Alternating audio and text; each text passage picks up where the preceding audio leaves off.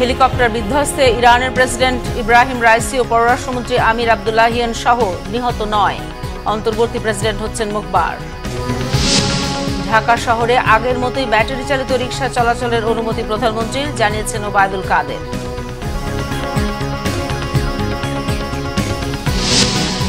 দ্বিতীয় ধাপে কাল ১৫৭ উপজেলায় নির্বাচন। সারা বিশ্বেই এখন ভোটে আগ্রহ কমছে বলছেন কমিশনার আলমগীর। দেখছিলেন বিআরবি কেবল সংবাদ শিরোনাম, এবারে বিস্তারিত। হেলিকপ্টার দুর্ঘটনায় নিহত হয়েছেন ইরানের প্রেসিডেন্ট ইব্রাহিম রাইসি, মারা গেছেন পররাষ্ট্রমন্ত্রী হুসেইন আমির আব্দুল্লাহিয়ান সহ আরও ৮ জন। রাইসির মৃত্যুতে ইরান সহ বিশ্বজুড়ে নেমে এসেছে শোকের ছায়া। ইরানের অন্তর্বর্তী প্রেসিডেন্ট হতে যাচ্ছেন ভাইস প্রেসিডেন্ট মুখবার। শহীদ আরাফাতের ডেস্ক রিপোর্ট। একটি হেলিকপ্টার দুর্ঘটনায় পুরো বিশ্বজুড়ে বইছে শোকের ছায়া। মাত্র ৬৩ বছর বয়সে না ফেরার দেশে চলে গেলেন মুসলিম বিশ্বের অন্যতম জনপ্রিয় নেতা ইরানের প্রেসিডেন্ট ইব্রাহিম রাইসি। মধ্যপ্রাচ্যে ঘটল আরও একটি নক্ষত্রের পতন। রবিবার একটি প্রকল্প উদ্বোধন করে হেলিকপ্টারে করে পূর্ব আজারবাইজানের তারবিজে যাচ্ছিলেন প্রেসিডেন্ট রাইসি। ওই সময় তার সঙ্গে দেশটির পররাষ্ট্রমন্ত্রী ও অন্যান্য কর্মকর্তারা ছিলেন।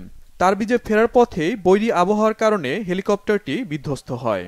হেলিকপ্টারটিতে ইরানের প্রেসিডেন্ট, পররাষ্ট্রমন্ত্রী হোসেন আমির আব্দুল্লাহিয়ান সহ ৯ আরোহী ছিলেন।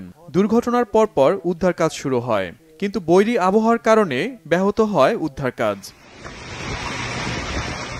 প্রায় ১৬ ঘন্টা পর সোমবার সকালে হেলিকপ্টারটির ধ্বংসাবশেষ খুঁজে পাওয়ার তথ্য নিশ্চিত করে ইরানি রেড ক্রিসেন্ট সোসাইটি। উদ্ধারকারীরা জানায় বিধ্বস্ত হেলিকপ্টারটি সম্পূর্ণ পুড়ে গেছে। পরে ইরানের রাষ্ট্রীয় টেলিভিশনে বলা হয়, দুর্ঘটনায় হেলিকপ্টারের কোনো আরোহী বেঁচে নেই। ইব্রাহিম রাইসির মৃত্যুতে শোক প্রকাশ করেছেন ইরানের সর্বোচ্চ নেতা আয়াতুল্লাহ খামিনি। রাইসির মৃত্যুতে শোক জানিয়েছেন ইরাকের প্রধানমন্ত্রী মোহাম্মদ শিয়া আল সুদানি, ভারতের প্রধানমন্ত্রী নরেন্দ্র মোদী, ভেনেজুয়েলার প্রেসিডেন্ট নিকোলাস সহ বিশ্ব নেতারা। রাইসির মৃত্যুর পর তার উত্তরসূরি নিয়ে ইরান জুড়ে আলোচনা শুরু হয়েছে। দেশটির সংবিধান অনুযায়ী ভাইস প্রেসিডেন্ট মোহাম্মদ মুখবার প্রেসিডেন্টের দায়িত্ব গ্রহণ করবেন, যদিও এটি সর্বোচ্চ নেতা আয়াতুল্লাহ খামিনির অনুমোদন সাপেক্ষে। Shahid Arafat, Bangla vision news desk.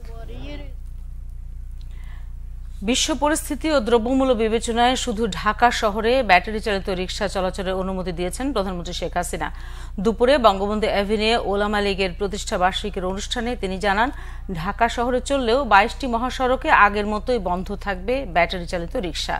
Mirza Fakhrul Islam আলমগীরের অভিযোগের জবাবে ওবায়দুল কাদের বলেন, বিএনপির কোনো নেতাকর্মীকে বিএনপি হিসেবে নয়, অপরাধী হিসেবে জেলে পাঠানো হয়েছে।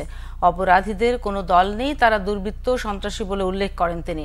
দলের শৃঙ্খলা বিরোধী কাজ করলে কেউ রেহাই পাবে না, সতর্ক করেন ওবায়দুল কাদের। বলেন, ওলামা লীগের ইতিহাস সুখকর নয়, দলের আদর্শের পরিপন্থী সাম্প্রদায়িক বক্তব্য দেয়া হয় বলেও জানান আওয়ামী লীগের সাধারণ সম্পাদক। সাফ জানিয়ে দেন, ওলামা লীগে চাঁদাবাজি ও ধর্ম ব্যবসায়ীদের কোনো জায়গা হবে না। অনুষ্ঠানে পররাষ্ট্রমন্ত্রী ডক্টর হাসান মাহমুদ বলেন, বিএনপি ইহুদিদের দোসরে পরিণত হয়েছে, এদের হাত থেকে ইসলামকে রক্ষা করতে হবে বলে মনে করেন তিনি। বলেন, বিএনপির আমলে আলেম ওলামারা সম্মান পাননি, দলটির ইসলামের জন্য কিছু করেনি বলে অভিযোগ করেন ডক্টর হাসান মাহমুদ। যুদ্ধ, নিষেধাজ্ঞা, পাল্টা নিষেধাজ্ঞা যেহেতু প্রতিক্রিয়া বাংলাদেশে দ্রব্যমূল্যের উপর, জ্বালানির উপর, আজকে ডলারের উপর বিভিন্নভাবে আসছে। এইসব কথা বিবেচনা করে নেত্রী সিটি এলাকা ব্যাটারি চালিত গাড়ি বন্ধের যে নির্দেশ, সেটা পরিবর্তন করে চালু রাখা তিনি নির্দেশ করেন। দ্বিতীয় ধাপে ১৫৭ উপজেলায় ভোটকাল। প্রস্তুতির অংশ হিসেবে কেন্দ্রে কেন্দ্রে পাঠানো হচ্ছে ভোটের সরঞ্জাম। নির্বাচন কমিশনার মোহাম্মদ আলমগীর বলেছেন, নির্বাচন নিয়ে কমিশনের আন্তরিকতার কোনো কমতি নাই, সারা বিশ্বেই এখন মানুষের ভোটের আগ্রহ কমছে। দুপুরে আগারগাঁওয়ের নির্বাচন ভবনের নিজ কার্যালয়ে নির্বাচন কমিশনার মোহাম্মদ আলমগীর বলেন, মঙ্গলবারের উপজেলা নির্বাচন শান্তিপূর্ণ করতে সব ধরনের ব্যবস্থা নেওয়া হয়েছে। ধান কাটার মৌসুম, আবহাওয়া, বড় রাজনৈতিক দলের নির্বাচনে না আসা সহ নানা কারণে ভোট কেন্দ্রে উপস্থিতি কম হয়েছে প্রথম ধাপে।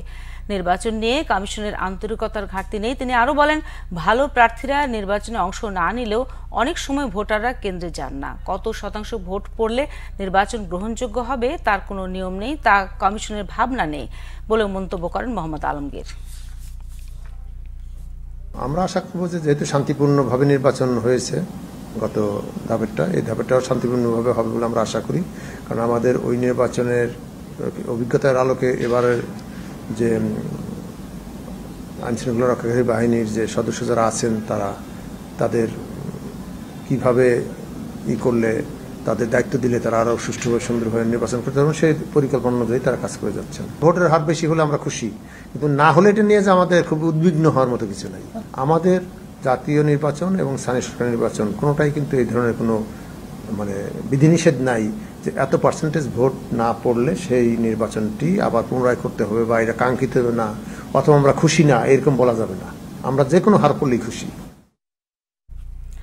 ভারতের লোকসভা নির্বাচনে পঞ্চম দফার ভোট গ্রহণ চলছে। 6টি রাজ্য এবং 2টি কেন্দ্রশাসিত অঞ্চলের 49টি আসনে ভোট গ্রহণ হচ্ছে আজ। সকাল 7টা থেকে শুরু হওয়া ভোট গ্রহণ চলবে সন্ধ্যা 6টা পর্যন্ত। এবার 49টি আসনের মধ্যে পশ্চিমবঙ্গের রয়েছে 7টি আসন। এছাড়া বিহারের 5টি আসন, ঝাড়খণ্ডের 3টি আসন, মহারাষ্ট্রের 13টি আসন, ওড়িশার 5টি আসন ও উত্তরপ্রদেশের 14টি আসন রয়েছে। ভোট গ্রহণ চলছে ভারত শাসিত জম্মু কাশ্মীর ও লাদাখের আসনেও। লোকসভা নির্বাচনের পাশাপাশি ওড়িশার 35টি আসনে বিধানসভা নির্বাচনে ভোট গ্রহণ হচ্ছে।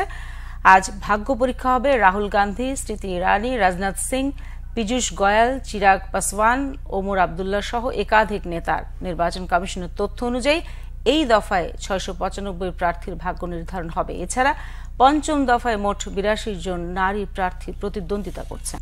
দর্শক, এই ছিল এখনকার মতো। পরের সংবাদ সন্ধ্যা 6টায়। এর আগে 5টায় রয়েছে নিউজ টপ 10 দেখার আমন্ত্রণ রইল। এছাড়া বাংলাভিশন সংবাদ ও সংবাদ সংশ্লিষ্ট অনুষ্ঠান দেখতে ভিজিট করুন www.bvnews24.com ও facebook.com/banglavishnnews এবং সাবস্ক্রাইব করুন youtube.com/banglavishnnews। ধন্যবাদ।